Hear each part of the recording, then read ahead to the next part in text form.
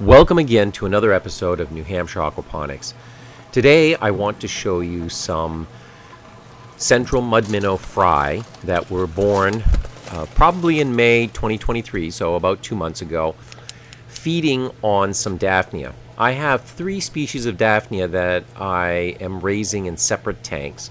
They include the smallest, starting from smallest to largest, Daphnia moina, M-O-I-N-A, Daphnia Pulex, and Daphnia magna. The reason I chose some of the smaller species to breed was so that the adult mudminnows would not feed on them.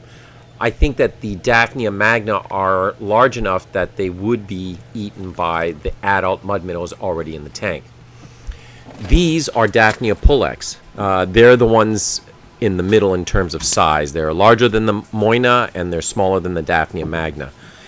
I transfer them from separate tanks that I'm raising them in into this 300-gallon tank that was the breeding tank for the central mudminnows.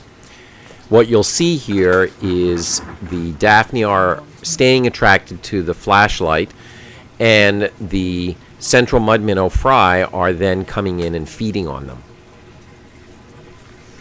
The Daphnia are very small, and it does not trigger a feeding response by the adults.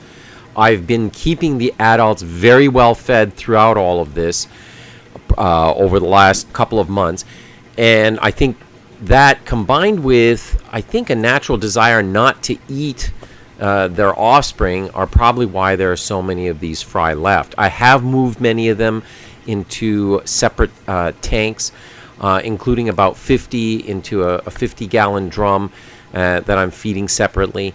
I also had an original 11 that I actually thought were a largemouth bass fry, and I had moved them early on into a separate tank that was filled with Daphnia Pulex, and they actually got rather large.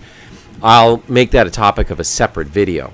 So here, if you're looking in the background, you can see that the Daphnia are being hunted and eaten by these mudminnow fry, and I'm not seeing any feeding by the adults on the mudminnows. When the adults lay their eggs, they do have some maternal and paternal instinct, as the parents do kind of hang out around the nesting area. It's not a formal nest, but just releasing the eggs on some kind of substrate, submerged aquatic plants to let them hatch. I think that this protective instinct does continue beyond that, because I don't see them feeding on the mudminnow fry.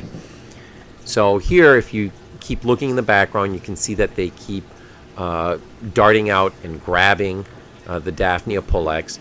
As the central mudminnows keep growing, I'll start feeding them the larger Daphnia magna species. Once the mudminnow fry are larger, I'll start feeding them some very small earthworms, which I've actually done with some of the other ones in the other tank.